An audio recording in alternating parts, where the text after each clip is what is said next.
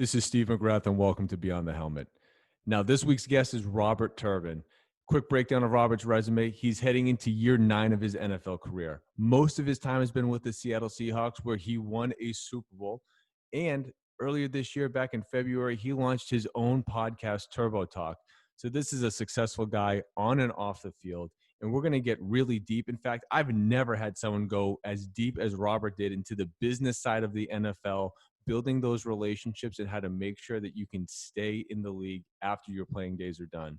So without any further ado, here's Robert breaking down what it takes in his career track through the NFL.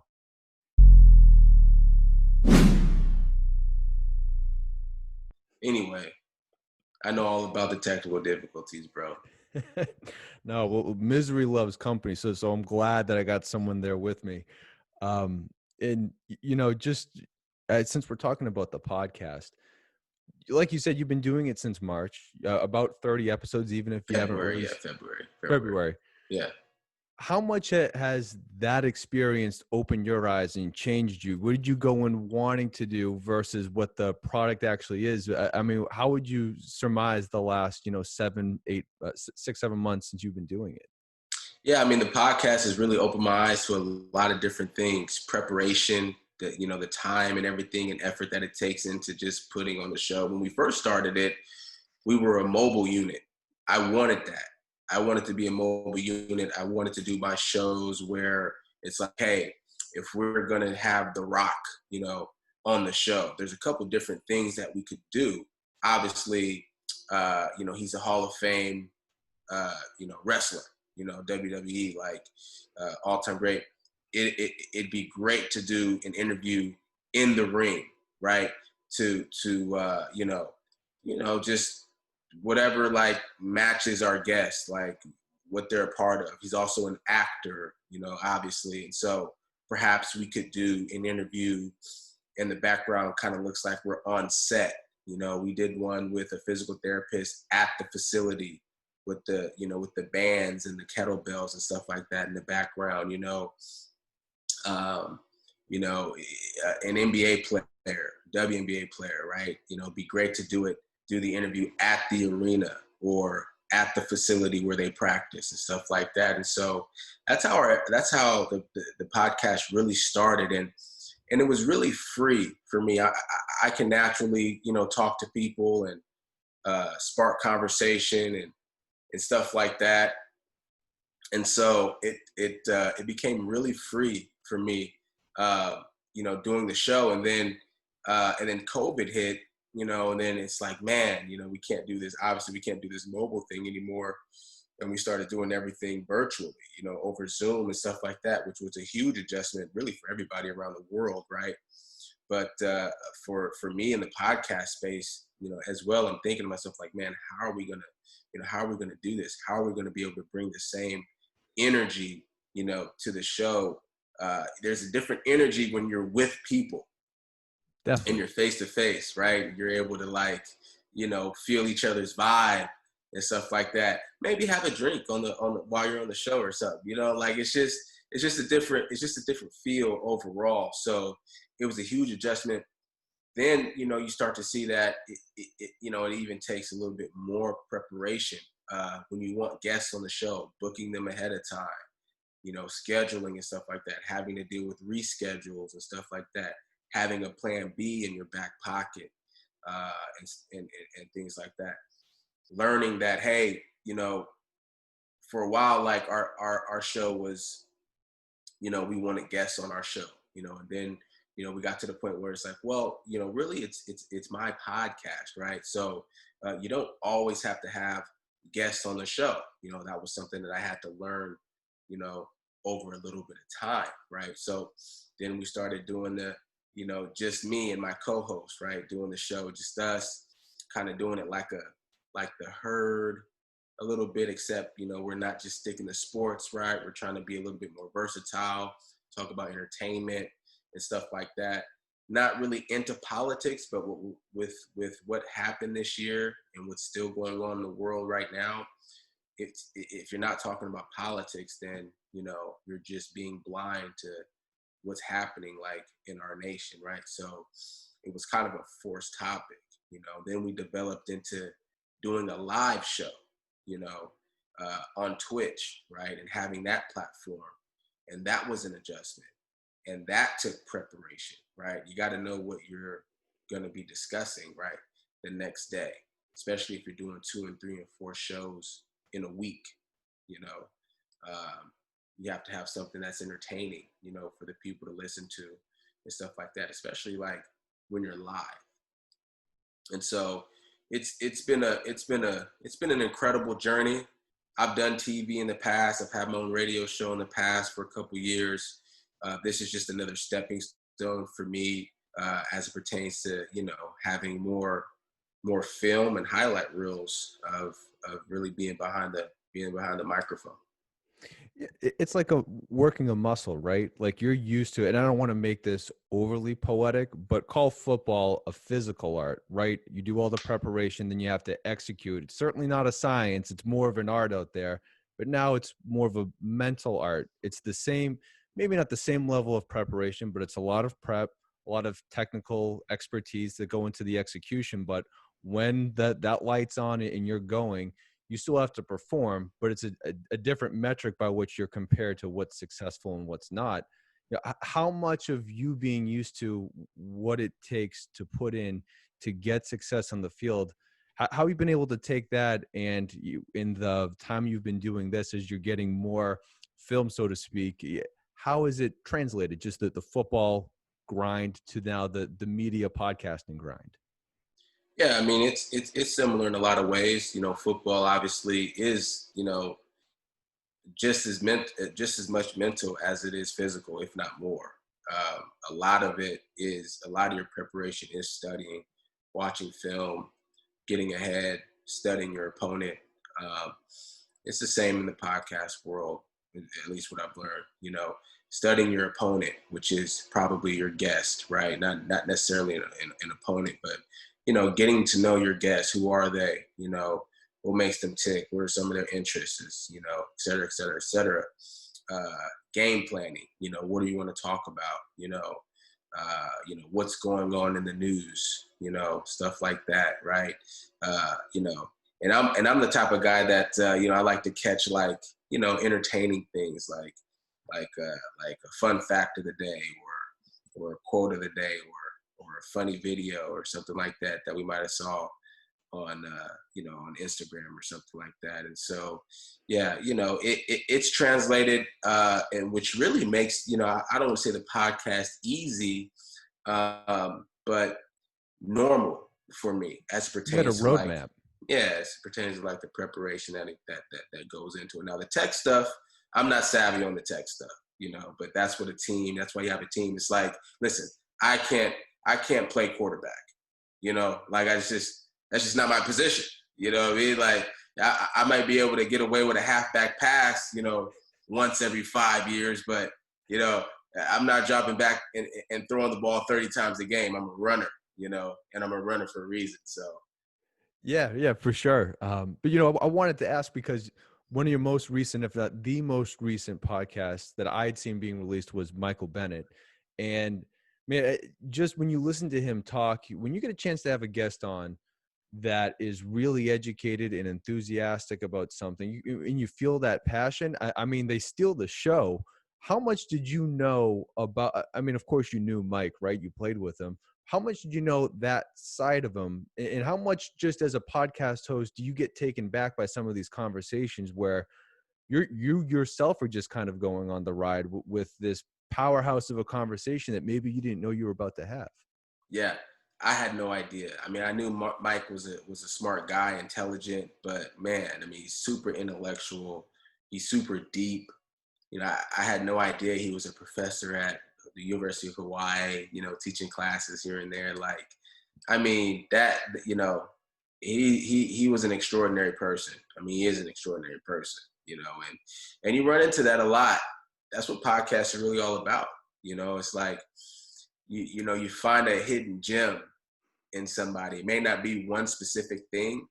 Sometimes you find one specific hidden gem about somebody, but then you find like a whole personality, a whole side of somebody that was a hidden gem. And that's what really makes the podcast interesting. That's what makes them go. I like I had Ken Griffey Jr. on one time, and it wasn't necessarily anything he did, during the episode that stood out to me, but it was before. It was before. I'd never met him or talked to him. I shared this story before, but I got a hold of his number. I sent him a text message, and asking him to be a guest on the show. He called me, and we spoke on the phone for an hour or more. He spoke to me as if he'd known me for 30 years, and it was just a hidden gem. Just an incredible personality, and an incredible person. And so that's the best part, when you're doing these podcasts, you just find these hidden gems about people, and it really stands out to you. Absolutely. I've been there at least 100 times where you get taken back. And, I normally come with the mindset of it's going to be through a football lens, but then I'll have someone like Jared Odrick come on, and he didn't even want to talk about football because there were just so many bigger issues and things about life we should be talking about that I was holding on for dear life, just trying to keep up with the man. And it's an incredible, I found it to be an incredible run. So that being said, just some of the other personalities that you've dealt with as we get a little deeper into your football roots and match all those Seahawk jerseys behind your head, just jumping into Pete Carroll and Marshawn Lynch, that the way you start and finish your Seahawk tenure, and I know that the book isn't closed on anything just yet that I'm aware of, but how much did Pete Carroll and Marshawn Lynch, you get into the league and you have Pete Carroll, who's about to cement his legacy of who he is as an NFL coach, but Marshawn, who is a dynamic personality in his own right. What is it about those two guys, about how they have able to get success sustained for themselves, that you were able to learn from as you became your own successful athlete? Well, I mean, I hate to be cliche, but it's definitely hard work. Listen, Pete's been a coach for a long, long time. And sometimes I sit and thinking about, these coaches who have coached for years and years. And I'm just like, I wonder, all of these players that they've come across in their career, and great ones, some not so great, some, in the middle, I guess.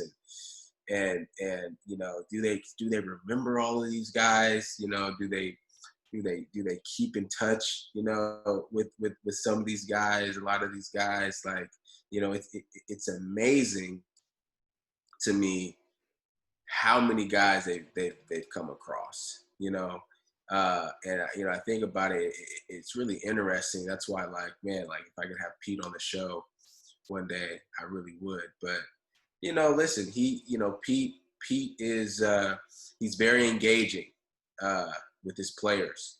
And obviously coaches have different philosophies and stuff like that. And I don't know Pete from a personal level, right? He was just my coach, for 4 or 5 years. And so he's really personable with his players. He just has a knack for getting the best out of you. And if he can't, then perhaps you're just not a fit, for the team or his philosophy or whatever. But man, he's just got a knack for getting the best out of his players. And shit, if you can get the best out of your players, then they're going to play well. And if they play well, you're going to win, most of the time. And so he just has his way of being able to do that. And he has his personality, very excited and open and live and bubbly, right? And it works, it works for him. It's worked for him throughout his entire career. Perhaps he came up that way. And he loves the game. You got to love the game in order to be able to do it this long and have, this much, success, And, and Marshawn is obviously a totally different personality for a number of different reasons. Grew up in a different, community area, right? His upbringing was probably a lot different. I think from a mindset standpoint, there are some similarities with coaching. but there are definitely some differences as it pertains to, you know, the mindset that you approach as a coach and the mindset that you approach as a player. And, you know, listen, you know, everybody's going to have their differences. You know, I think from the outside looking in, you could tell that, you know, Marshawn and Pete perhaps, you know, had some differences, as I'm sure, you know, Pete's had with a number of different players throughout his entire career. I mean, think about how many players he's coached, you know, like, I think he got along with everybody, you know, and, you know, with Marshawn, like, Marshawn hasn't, you know, any player has never nearly had as many coaches as coaches have players, you know, it's crazy. And so, yeah, I mean, you know, why is Marshawn successful? You know, he works hard, you know, like he loves the game. Like, you know, some people feel like, oh man, he must just be doing something so different than everybody else. And, you know, it's not, man. It's really simple. You know, it's really basic. You know, it's not a complicated measure at all. You know, he comes in, he does his work. Some guys really have like things that they have the ability to do that are just special that other people can't. You know, it's just like, and it's natural, and there's nothing you can do. Like some things you can work hard to attain and improve and get better at, especially as it pertains to like making physical changes to your body, right? And being able to do things physically and then obviously like translate that onto the field, make you a better player. But some things like you can't, you know, you just can't. I tell people all the time, I ran track in high school. I hated track. Okay. I hated practice. All right. And I hated the meets. Now, if you're doing something and you don't like game day, then that you probably should be doing that. You know, it's something you definitely should not be doing. So I didn't even like game day and track. One of the problems for me as it pertained to track was if I'm in the blocks to run the 100 or 200 or whatever, and I get off the blocks and I'm moving. I mean, I'm running fast, you know. I'm getting ready to hit a PR for myself, you know. And I've got perfect technique. I mean, everything is just great. I'm flying. But the guy next to me is flying a little bit faster, and there's nothing you can do about that. There's absolutely, like, all you can do is just watch that person at the corner of your eye, like, move faster than you are. And you can't block them, you can't hold them, you can't tap. Like, there's absolutely nothing you can do about it, period, you know, regardless. And so it's just like, you know, some people just, you know, it's just like some people are faster, right? You know, going back to the Marshawn thing, right? So people just have, you know, a little bit, yeah, there's hard work that goes into it, but some people are just like are naturally just a little bit more gifted. Yeah. Some people have the beast mode gear that just doesn't exist for the 99.9% of everyone else that lives. So if that's the case, and there are just freaks, and Pete's really good at getting the best out of people in general, how much credence do you give to you guys winning a Super Bowl, there being something special about that team and guys buying in together? I mean, going from more of an individualistic look at the sport to more of a team look, do you see, or how much do you believe that winning a Super Bowl and then coming very close for the year after that, how much of that is there's just something in the water, there's something special going on, or how much of it was we just had the best roster? I don't think it's about having the best roster ever. No, it's about, you know, it's about how you come together as a team. And in the NFL, you know, and really in professional sports altogether, but in the NFL, it's just like, you know, listen, you know, you catch a rhythm towards the end of the year, going into the playoffs, and you're just hitting on all cylinders together. You know, it takes a little bit of that. It takes the ball bouncing your way a little bit as well. You know, getting away with a couple things, right? Think about some of the things that happened throughout that season. I think the Fail Mary was that year that we won the Super Bowl earlier in the year against the Green Bay Packers. We played the Green Bay Packers in the playoffs, and it's like the game was, it was over for us. And all of a sudden we get an onside kick, right? The guy on their team makes a mistake, doesn't block, tries to get the ball instead, and all of a sudden we recover the onside kick. We were dead in the water, And so plays definitely have to be made. The ball has to bounce your way.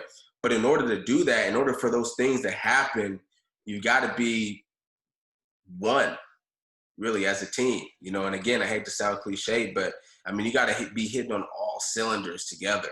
No individual prerogatives. Like everything you do has got to be about one another. Period.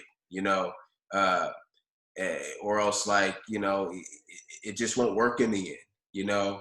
And that's what we had, that year, and even the following year. Everybody was just together. We were so connected. That we were just a really hard team to beat, because of that. And yeah, the ball bounced our way, a few times, but a lot of people believe that you create your own luck, through hard work. You work hard enough, the ball's going to bounce your way, a few times. Those things happen for us during those times. And so, when you're really connected like that and you're doing everything for each other, you have a better chance of winning the championship. 100%. But that being said, man, when you look at just the nature of the business of the league, yes, it's all about the team, everyone's, doing the best for the man next to them, and all that it takes for you guys to have the team success. When it comes at an individual sacrifice, yes, there's absolutely guys, particularly on winning teams, that will make that sacrifice. But at the end of the day, that can cost that person their next contract if they then don't put up the stats or the numbers.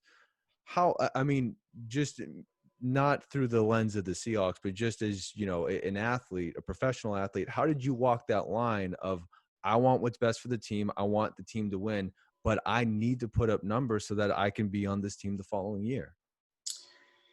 Yeah, at the end of the day, when you're on a team and you're under contract and stuff like that, listen, it is about the team.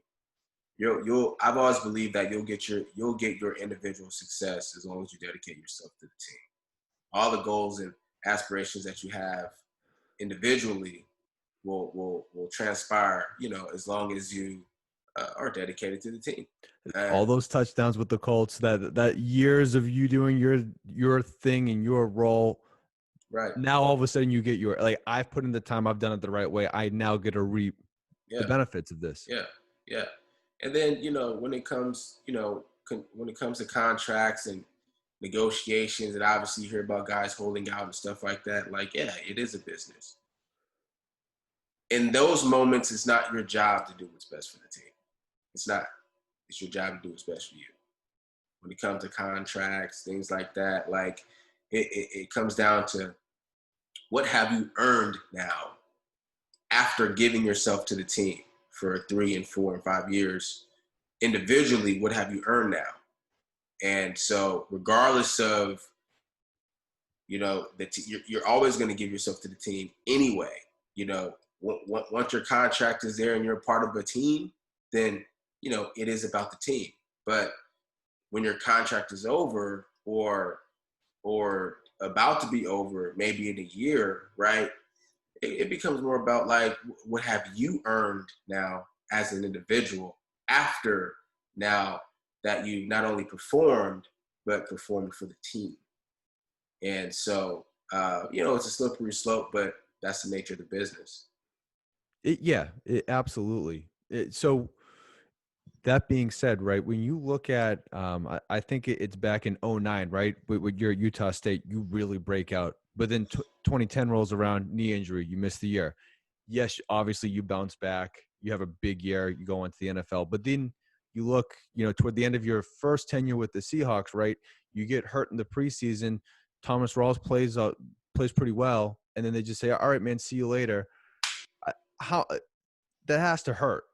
So just with whether it's a physical injury that sets you back or it's the business that sets you back, how did you overcome just getting yourself in the right mindset to be able to set yourself up for future success despite whatever the hurdle may be? Yeah, I was young and I was pissed off, about that. I was really upset. But it is the business. I've always been a big believer in this. Excuse me. Whenever you have differences with a person, or really with anything, but specifically with a person, right? Let's say you get into an argument, okay? You have a point of view, I have a point of view, okay? We're not really agreeing, and that's okay, right? I think what's important in that moment, though, in those moments is, okay, now, if I were you, how would I feel? Okay? Let me allow myself, okay, let me humble myself for a second, right? To put myself in your shoes so I can get a better look at your vantage point. What are you seeing that I'm not seeing? Okay? Because obviously there's a disconnect there. And so in order to help that connect, right? In order to help us kind of get closer to, common ground, right?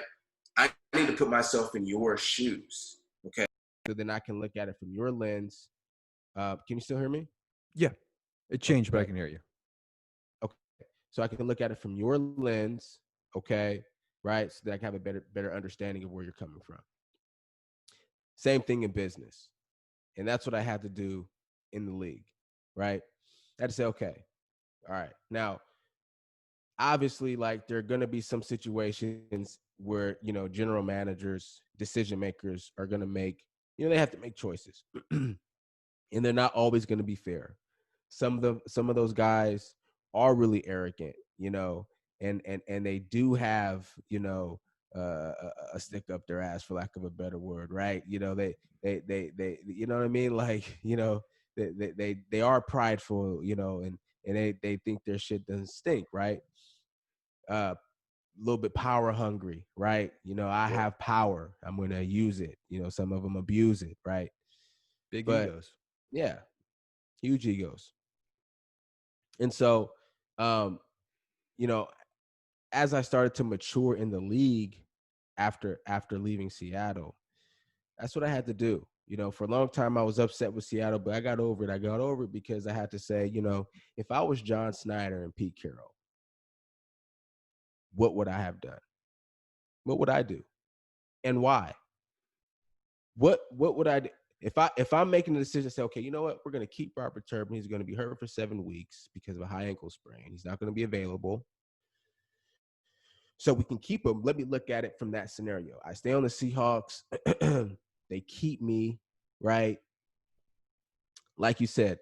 So they released me before, Thomas Rawls even had any success that year, right?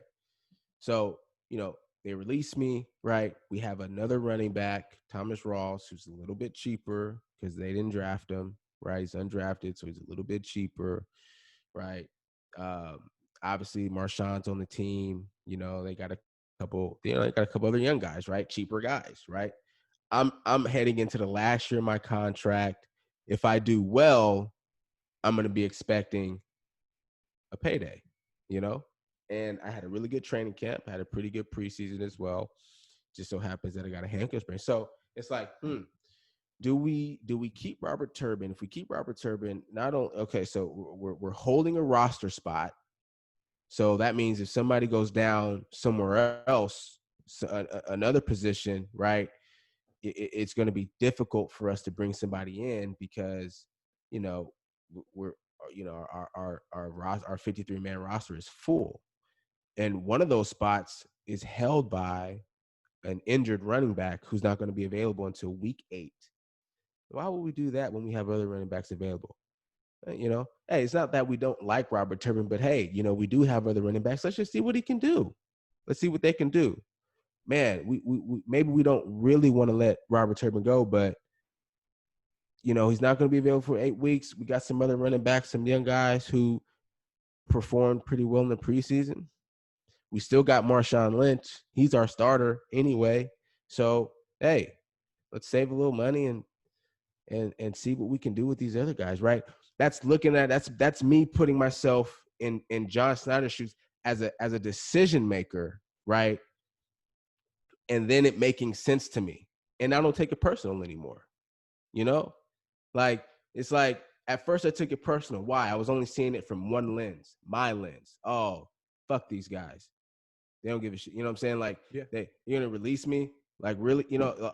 Oh man, you know what I mean? Like I was really hurt, right? Then I matured in the league. I go back and I think about that situation. Like, if I was a general manager, like, what would I do? Like, what decision would I make that's best for the team? You know? And, I like to give people the benefit of the doubt. Like, yeah, like we talked about, some people do have egos. Some of them are assholes. I don't believe that to be John or Pete. They're not perfect people, obviously. They've probably, done some shady shit, but like, who hasn't? Like some of us have done shady shit that we don't even know. Like, we don't even realize was shady, but it was. And the other person feels that, like, that's how they feel about it, right? And perhaps they haven't expressed that to us, but it happens. Like, we made that person feel that way. So it's like, it's there, whether you meant it or not. And so in business, it's all about putting yourself in the other person's shoes, just to get a little bit of a different vantage point. You do that, you have a better understanding of really what's going on. Yeah, and isn't the word there empathy, really? The ability to see it from someone else's perspective, which obviously transcends business. Sure. You can use that word. But I think really it's understanding.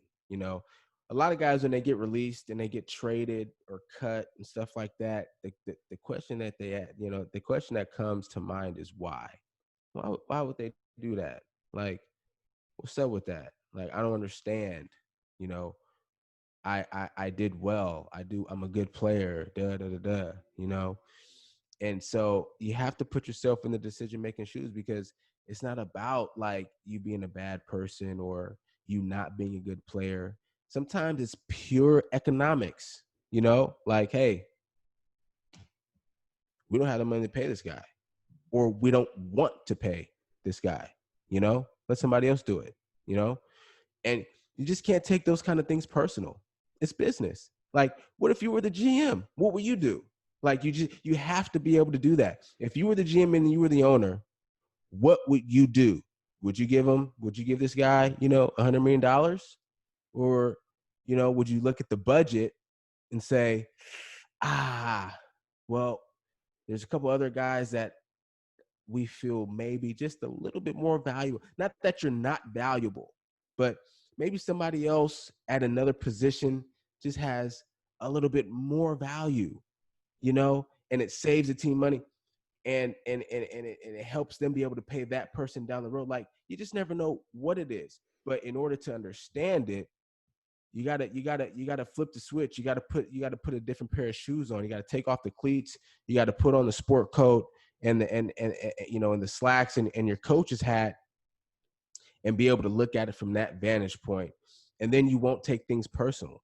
And the only time things are personal in business, especially in sports, are when it's personal. When it's personal. When you actually are talking about some personal shit. Bill O'Brien, DeAndre Hopkins, right? It got personal, right? You start talking about, family and shit like that, right? It got personal, right? Other than that, if it's not personal, it's just business. And if it's just business, you can't take that personal. You got to be able to understand it from both sides. Really eloquently stated. So did you have any, I mean, I don't think many guys get there to have your view on it overnight. Do you credit any sort of particular mentor or person that you leaned on to help you come around to that? Or is this just something that you more or less maybe became numb to over time and you got there on your own? But I mean, just to be so nuanced in it, it seems as though you would have had a couple or at least one person that might have really impacted you to see it that way. as you grow in your career, you realize relationship is everything. You know, it's not what you know, it's who you know. Um, Frank Gore was a great mentor for me when I was with the Indianapolis Colts. He taught me a lot, you know, from a football standpoint, definitely, but also off the field as well. Frank was one of those guys, I could never understand it. Talk to everybody. I mean, talk to everybody. Scouts, all the decision makers, like everybody in the facility. I asked Frank one day, I said, Frank, why you talk to everybody? Like, I don't get it. Because I was in this mindset. It was like, man, it's us against them. Like, it's the players and then it's upstairs. There's no connect there. Like, I didn't know you could have a relationship with the general manager. I didn't know you could be cool. Like, you could be cool with each other like that. I didn't know, like, it was cool to, like, exchange numbers and text each other, you know, and every now and then check, see how you doing. You know what I'm saying? Like when I was in Seattle, like, that mindset didn't exist. It was like, you know, as together as we were, it was like we don't, you know, we kind of don't fuck with the guys, you know, upstairs. You know, like they're the ones who trade us and cut us, and that was deemed as like a bad thing. You look at it as like this as a negative. And so when I was young in my career, that was what I thought. That was my mindset. You know, like that's just what I believed in, right? Because that's what I grew up. I grew up in that environment, in that atmosphere. And then I go to the Colts and I'm teammates with Frank, and he talks to everybody. And I'm like, what? Oh yeah, I was on the phone with such and such yesterday. Who? The scout? What? The guy who comes in here and tells you that you have a meeting with the GM because you're likely about to get cut. You were talking to him? What? Like I couldn't understand it for the life of me, right? And he's like, man, you know, it's just, you know, this is just business, man. Like relationship is everything. You know, it's cool to like talk to people like what are you taking personal? They're just everybody's just doing their job, you know, like to the best of their abilities. And yeah, like I said, like, yeah, some people have egos and stuff like that. There may be other like motives, right, that people have, but at the end of the day, like everybody's just doing their job, you know. And so are we as a player, you know. Doesn't make them any different than us. We're all people, we're all professionals. Like, we can talk and say hello and things like that. And that's when I really learned, like that's when I flipped the switch. It was Frank that really taught me the other side of it, to look at it from a different lens. Like, this is not personal. You know, it's not personal at all. You can I still text with John Snyder, and I still text with Chris Ballard, the GM of the Colts, today, just because we have a good relationship and a good rapport now. When I went back to Seattle last season, one of the things that I did was I called John Snyder, and I was able to put this deal together myself. I was able to get this done myself, but I called John. It was later in the season. It's funny too, because he answered the phone, and the first thing he starts talking about was football. Hey, Turbin, how you doing? Hey, listen, man, we still have, obviously this was after Chris Carson went down. He's like, man, we still got Penny, and we've still got, you know, a couple other running backs. You know, we're good. Actually, it wasn't Carson. It was Procise, because I think Carson and Penny went down in the same game, right? But anyway, it was after an injury, and so he thinks that I'm calling about football, right? And it was a funny story, because the reason why I called John was because my agent at the time, when I spoke about Seattle, and I told him, I said, hey, I've talked to Russ, you know, I'm still trying to get on the team, right? He's like, listen, that door is completely closed. There's no opportunity in Seattle for you.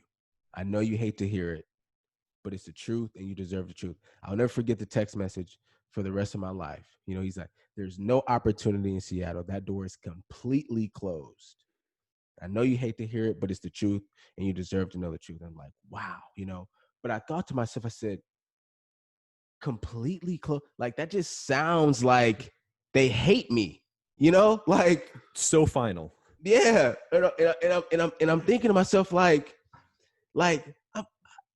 what? Like, the relationship can't be that bad to where, like, They made it you personal.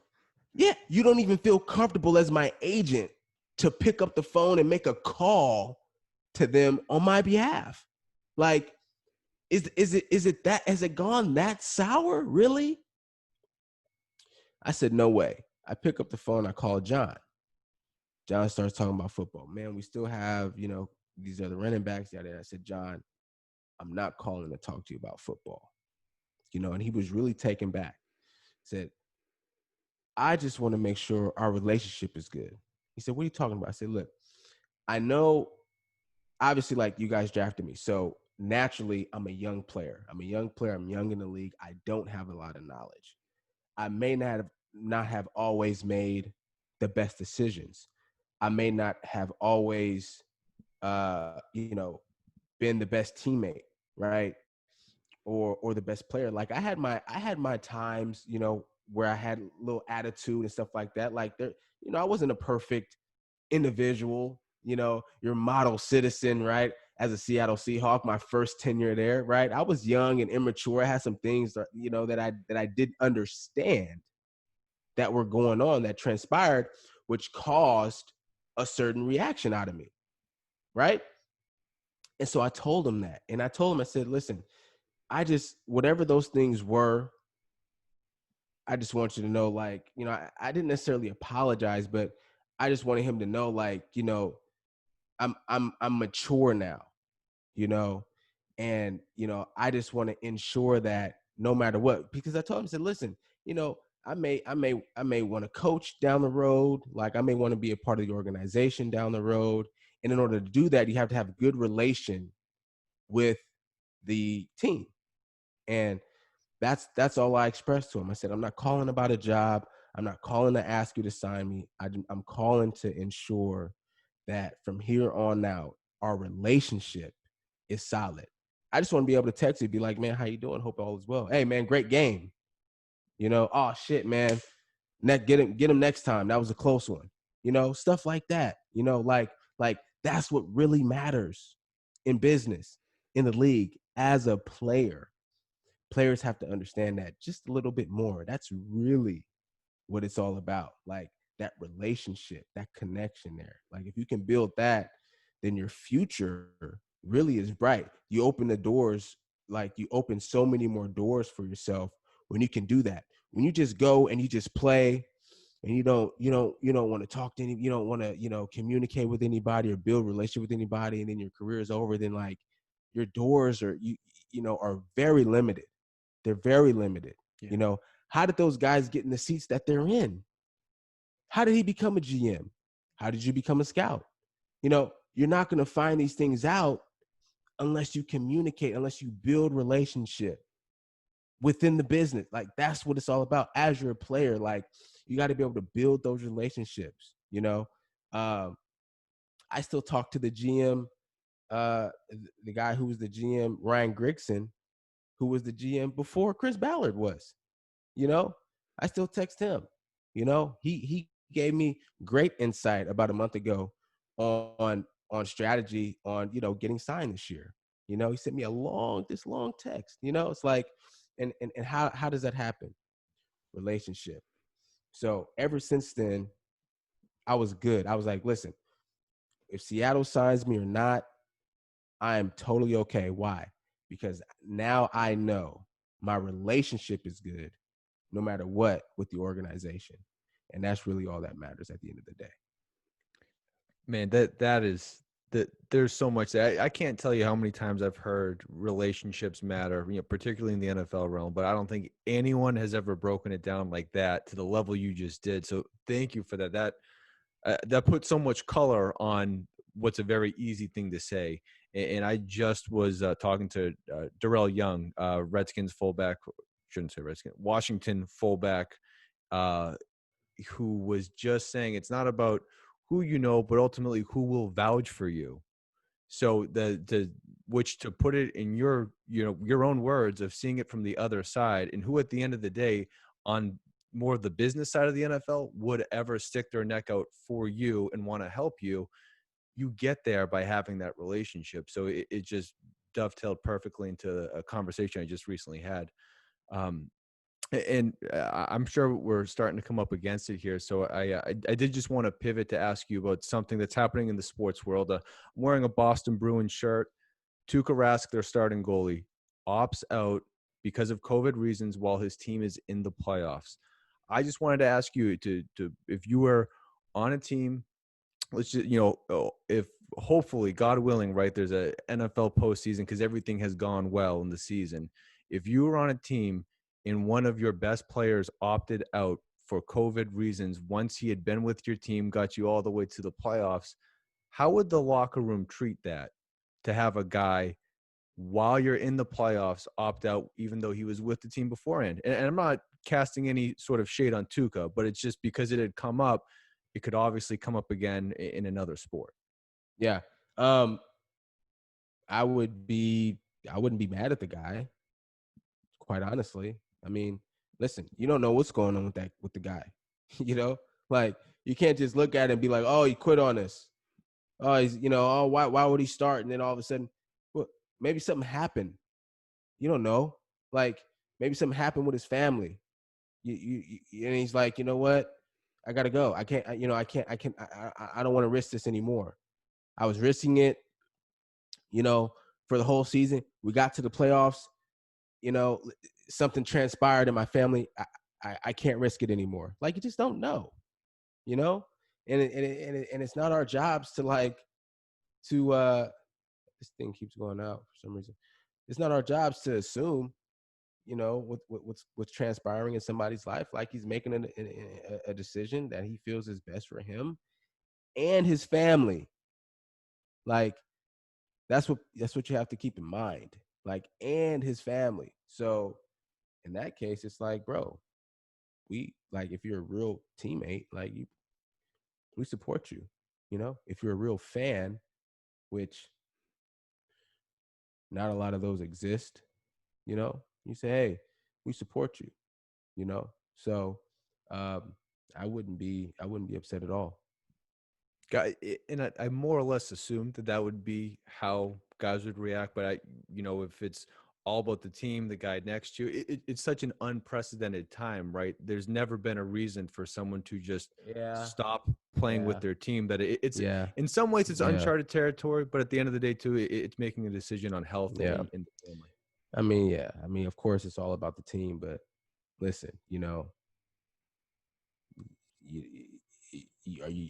going to put like the team over your daughter, you just, of course, whatever, whatever the situation is, he could be secretly sick, doesn't want to tell anybody. Like you don't know, you know what I mean? Like listen, obviously, like the team comes first. The team only comes first when you're there.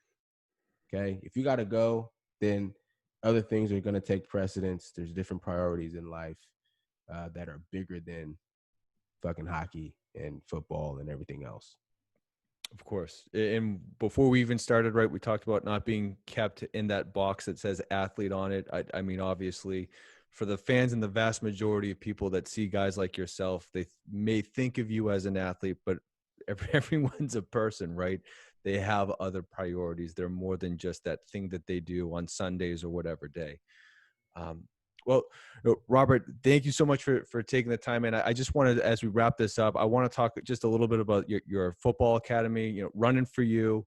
Obviously, Turbo Talk's going to be coming back soon. So what are you focusing on outside of that thing that you were doing and may still be doing on Sundays in the fall? Yeah. Well, obviously, listen, I'm still working hard every day. I'm a free agent, and that's the reality of it. I used to be like, kind of like, oh man, I don't want to say that I'm a free agent. Like, it just sounds shitty, but it doesn't. It's just like, what do I have to hide? Like, this is the truth, the reality. And I believe in God. I'm a strong believer in God, and I believe that I'll be signing. I'll be playing this season, and it's important for really everybody just to focus on what you control. That's been a huge thing for this year, right? COVID and everything like that is like, listen, you got to just stay locked in on what you can have control over. There's no point in like, getting all beating yourself up about things like you can't really control at all. And so yeah, I'm a free agent. I work hard in them, every day. My first workout's at 4 a.m. My second one is at 6. And then I'm off to do other stuff. I've partnered with Mercedes, and I go up to Mercedes and I work in their business development center. I did an internship through the NFLPA Nice. earlier this year in San Francisco, where I was working in business development for StubHub. And so I did that for about a month or two, and that kind of led to this opportunity at Mercedes. But there's there's obviously other things, that the podcast and the foundation is still running, but obviously things have been put on hold, without, I haven't been able to do my camps this summer, and my basketball event in the spring that I do in March didn't take place this year at all. So really what we're doing is just game planning for next year as it pertains to like the charity stuff and the foundation. And we want to add a softball game, a charity softball game, an alumni softball game at Utah State, hopefully in April or March, whenever they do the spring game, and get that rolling. And yeah, I mean, you know, I love doing all that stuff. Listen, my biggest goal when I was coming up was to have the opportunity to give back. I wanted to be successful. I wanted to be great for two reasons. One, so I could give back, and two, so I can show the next, young kid who wants to be great, how to do it. Give them a pathway to being successful, and not just football, but anything in life. And so, yeah.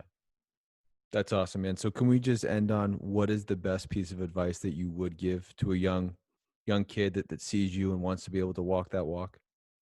Oh man. What could I say to a kid, man? Listen, for me, it was this. First of all, you got to dream big. Dream big. Whatever your dream is, believe in it.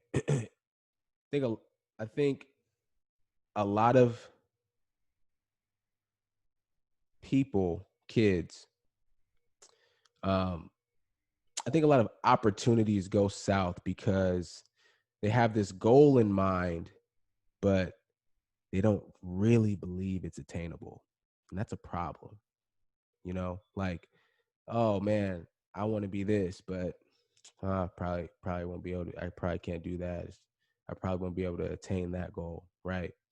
And you got to be gravitated to like what it is you want to do. I mean, you got to really believe it, like that. Like, it sounds weird, like the whole manifestation thing and visualization and stuff like that, right? But like it's real. Like you really, like I saw it every day as a kid. I saw myself in the NFL every day, every day.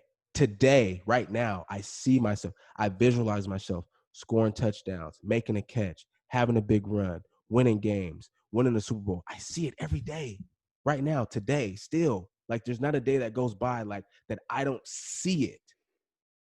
So the passion is still there. You have to be able to like really see it, like whatever your goal is, whether it's being a doctor or an attorney or having a really successful podcast like you will eventually have, right? You really got to see, got to gravitate to it. Once you do that, once you can do that, once you set the goal and then you believe it wholeheartedly, then you can start the process of working towards it. Because now you see it. Now you can see it. Now that you can really see it, you can really start putting the things in place that it takes to get there. But if you can't see it, you're not going to be able to know what it takes to get there. If you know what it takes to get there, then you'll never get there. That would be my biggest advice. Pick a goal, have a goal, believe in it wholeheartedly, and then start working on all the steps it takes to get there. There it is. There it is. I can't wait to put that on social media and share that, because I mean that's it, man. That's really what it is from someone that's walked the walk at the highest level, right? I mean, I'm so thankful, man, for having my own little personal turbo talk for the last hour, bearing with me through some tech difficulties, man. Thank you so much for taking the time and spreading some knowledge. No problem, man. Thank you for having me. Make sure you send me some of the clips, man, so I can post it on mine as well, man, so I can, get your podcast out there.